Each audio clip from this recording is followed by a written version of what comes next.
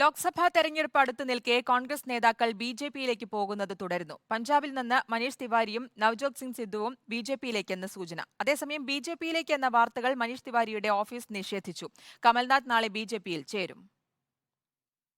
ലോക്സഭാ തെരഞ്ഞെടുപ്പിന് മുൻപ് പ്രധാന മുഖങ്ങളെ അടർത്തിയെടുത്ത് കോൺഗ്രസിനെ പ്രതിരോധത്തിലാക്കാനാണ് ബി നീക്കം. പഞ്ചാബിൽ നിന്നുള്ള മനീഷ് തിവാരി ബിജെപിയോട് അടുക്കുന്നു എന്നാണ് വിവരം. അനന്ത്പൂർ സാഹിബിൽ നിന്നുള്ള ലോക്സഭാ അംഗമായ മനീഷ് തിവാരി ലുധിയാനയിൽ നിന്ന് ബിജെപി ടിക്കറ്റിൽ മത്സരിക്കും എന്ന വിവരങ്ങളാണ് പുറത്തുവരുന്നത്. കോൺഗ്രസ് വിട്ട് ബിജെപിയിൽ എത്തിയ RPN സിംഗാണ് ചർച്ചകൾക്ക് ചുക്കാൻ പിടിക്കുന്നത്. അതേസമയം വാർത്തകൾ അടിസ്ഥാനരഹിതം എന്ന് മനീഷ് തിവാരിയുടെ ഓഫീസ് പ്രതികരിച്ചു. കോൺഗ്രസുമായി ഉടക്കി നിൽക്കുന്ന നവ്ജോത് സിംഗ് സിദ്ധു ബിജെപിയിലേക്ക് മടങ്ങാനുള്ള ശ്രമത്തിലാണ്.